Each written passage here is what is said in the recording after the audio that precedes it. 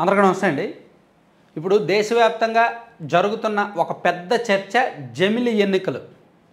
So ఖచ్చితంగా జమిలి ఎన్నికలు నిర్వహించాలి అనేది బీజేపీ అభిమతం, బీజేపీ కోరిక.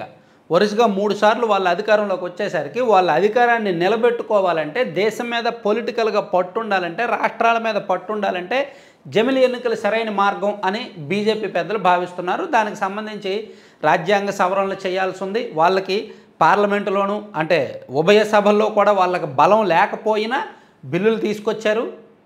బిల్లులు లోక్సభలో ప్రవేశపెట్టారు. లోక్సభలో కొంత వ్యతిరేకత వచ్చింది, ప్రతిపక్షాలు బలంగా వ్యతిరేకించాయి. దాంతో ప్రస్తుతానికి జేపీసీకి వెళ్ళింది, జాయింట్ పార్లమెంటరీ కమిటీకి వెళ్ళింది. ఈ జాయింట్ పార్లమెంటరీ కమిటీలో దాదాపుగా 31 మంది సభ్యులు ఉంటారు. ఇందులో ప్రతిపక్షాల నుంచి ఉంటారు, అధికార పక్షం నుంచి ఉంటారు, అన్ని పార్టీల నుంచి ఉంటారు. వీళ్ళు దాదాపుగా 90 రోజుల పాటు స్టడీ చేయాలి. రాజ్యసభ సభ్యులు ఉంటారు, లోక్సభ సభ్యులు ఉంటారు. వీళ్ళు 90 రోజుల పాటు ఈ బిల్లు మీద స్టడీ చేయాలి.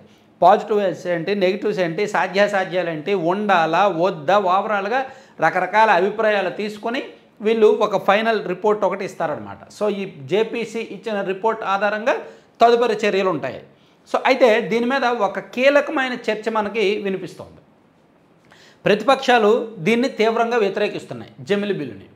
ఎందుకంటే మొత్తం అధికారంలో ఉన్న పార్టీల చేతుల్లోకి వెళ్ళిపోతాయి. దేశం మొత్తం ఒకేసారి ఎన్నిక జరిగితే కేంద్రంలో ఏ పార్టీ అధికారంలో ఉందో వాళ్ళకే వ్యవస్థలు సహకరిస్తాయి కాబట్టి వాళ్ళ చేతుల్లోకి చాలా రాష్ట్రాలు వెళ్ళిపోతాయి అనేది స్థానిక పార్టీలు, ప్రాంతీయ పార్టీల భయం, ప్లస్ ఇండియా కూటమి భయం. అయితే దీనికి ఒక సొల్యూషన్ ఏమిటంటే, వాళ్ళు ప్రతిపాదిస్తుంది ఏంటంటే, మేము జమిలి ఎన్నికలకు ఒప్పుకుంటాం, కానీ 2029లో వద్దు, 2034లో జమిలి నిర్వహించండి, మేము ఒప్పుకుంటాం అని ఒక ప్రపోజల్ తీసుకొస్తున్నారు. అది ఇక్కడ చాలా ఆసక్తికరమైన ట్విస్ట్ అనమాట. యాక్చువల్లీ బీజేపీ పెద్దలు ఏంటి, 2029లోనే జమిలి నిర్వహించాలనేది వాళ్ళ ప్లాన్. అయితే 2029లో జమిలి నిర్వహిస్తే కొన్ని ఆటంకాలు ఉన్నాయి. ఉదాహరణకి ఇప్పుడు బీహార్ ఎలక్షన్స్ ఉన్నాయి, నెక్స్ట్ ఇయర్ బీహార్ ఎలక్షన్స్ జరుగుతాయి. అలాగే ఢిల్లీ ఎలక్షన్స్ ఈ ఫిబ్రవరిలో జరుగుతాయి. అలాగే తమిళనాడు ఎలక్షన్స్ ఆ తర్వాత, తమిళనాడు అండ్ పశ్చిమ బెంగాల్ ఎన్నికలేమో 2026లో జరుగుతాయి. సో వీళ్ళు 2029లో జమిలి అనేసరికి 2026 నుంచి 29 అంటే 3 ఏళ్లకే వాళ్ళ ప్రభుత్వాల పదవీకాలం పోద్ది. పోనీ అలాగని 2029లో ఎలాగ జమిలి ఉంది కదా, సో ఈ అసెంబ్లీలకు ఎన్నికలు జరపకుండా ఉండలేరు కదా. సో ఇప్పుడు వీళ్ళ బాధ అదే. ఇప్పుడు పశ్చిమ బెంగాల్లో కానీ, లేదా తమిళనాడులో కానీ, లేదా బీహార్లో కానీ, ఇంకా కొన్ని రాష్ట్రాల్లో 2025, 2026లో ఎన్నికలు జరగాల్సి ఉంది, చాలా పెద్ద పెద్ద రాష్ట్రాల్లో. వీళ్ళందరూ కూడా 3 ఏళ్లకో 3.5 ఏళ్లకో పదవీకాలం వదులుకోవడానికి ఇష్టపడట్లా. అది సమస్యగా మారుతోంది. అలాగని అంటే ఇందాక చెప్పుకున్నాం కదా, అలాగని సరే ఎలాగ జమిలి ఉంది కదా, వీళ్ళ రాష్ట్రాల్లో అసెంబ్లీ ఎన్నికలు వద్దు అని నిర్వహించకుండా ఉండలేరు. సో అది ఒక పెద్ద సమస్యగా మారడం వలన వీళ్ళు ఏమంటారంటే, 2034లో జమిలి పెట్టుకుందాం, ఈలోగా అసెంబ్లీల కాల పరిమితులు అటు ఇటుగా కొంత అడ్జస్ట్ చేసుకుందాం ఎన్నికలు.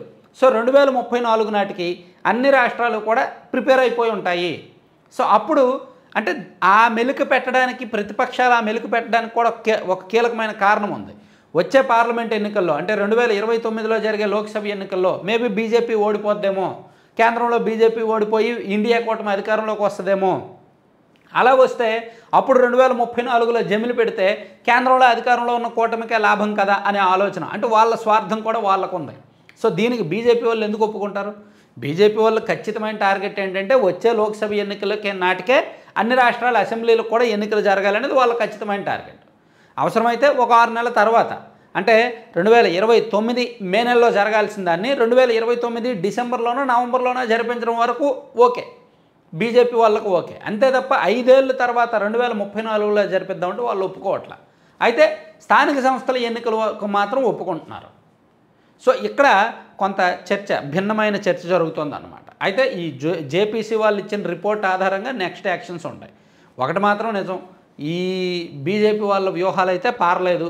వాళ్ళు అనుకున్నారు కానీ చెల్లుబాటు అవ్వలా, ఎంపీలు ఎవరు కాంప్రమైజ్ అవ్వట్లా, ప్రతిపక్షాలు చాలా బలంగా ఉన్నాయి. బీజేపీ వాళ్ళు ఊహించిన దానికంటే ప్రతిపక్షాలు బలంగా నిలబడ్డాయి అన్నమాట. అందుకని ఈ బిల్లు విషయంలో కాస్త కన్ఫ్యూజన్స్ అయ్యి క్రియేట్ అవుతున్నాయి. సో ఏం జరుగుద్ది అనేది చూద్దాం. Thank you.